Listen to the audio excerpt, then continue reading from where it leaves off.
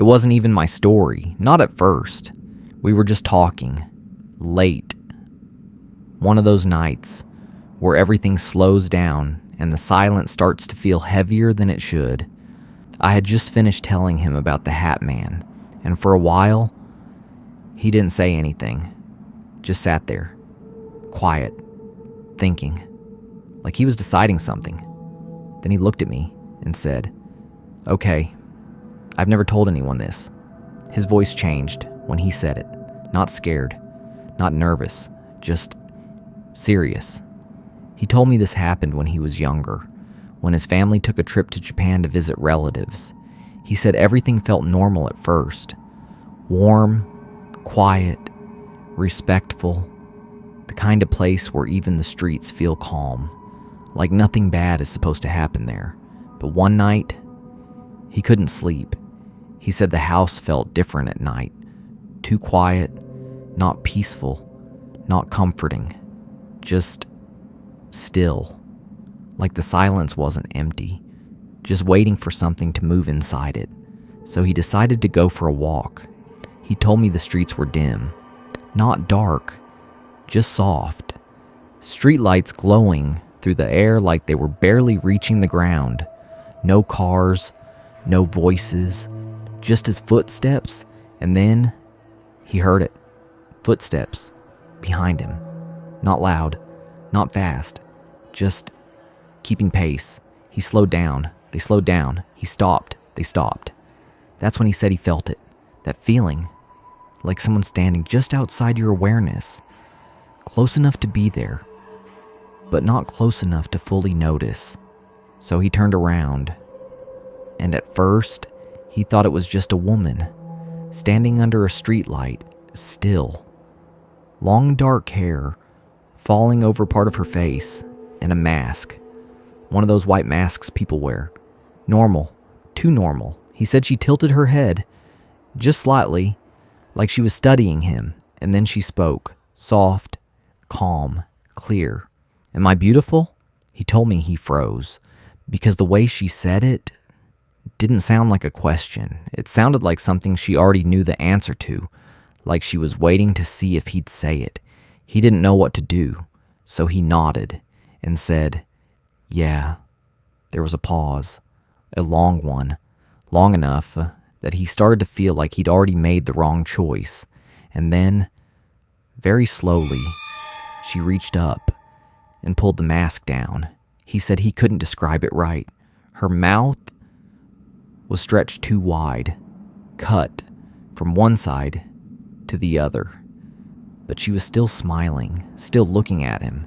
And then she asked again, "Am I beautiful now?" He said everything in his body just dropped, because in that moment, he understood something. There was no right answer, no way out of it. So he said nothing. And that's when she stepped forward. Not fast, not aggressive, just closer. And he said that's when it got worse, because she wasn't looking at him like a person. She was watching him think, watching him try to choose, watching him realize he couldn't. He turned and walked away. Not ran, walked. Because something in him knew, if he ran, she wouldn't chase him. She would already be there, behind him, beside him, or worse, right where his thoughts were. He made it back to the house, didn't look back, didn't stop, locked the door, sat down, tried to breathe, and for a second, he thought it was over, until he heard it, soft, right next to his ear, the same voice, calm, patient. "Next time, answer carefully." He didn't sleep at all that night, and when he told his family the next morning, they didn't laugh, they didn't question him, they just looked at each other, then at him, and said, "You don't go out alone at night here."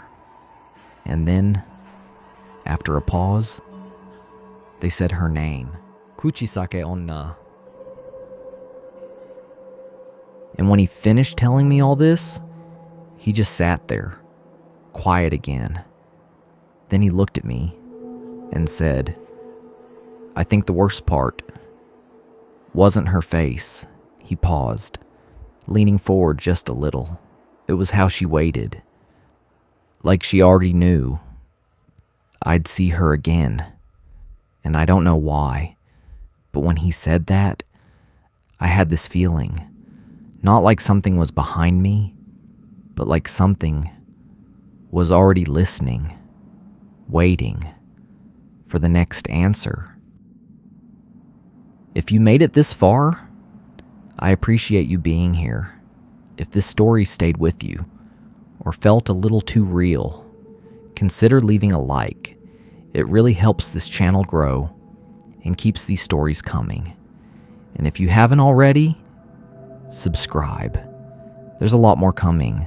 Stories that feel too close to home, because some of them are. If something's ever happened to you, something you still think about, something you can't fully explain, you can submit your story. Submit your stories at outlook.com. I read everyone. And who knows, your story might be next. Stay aware. When woods watch, you were never just passing through.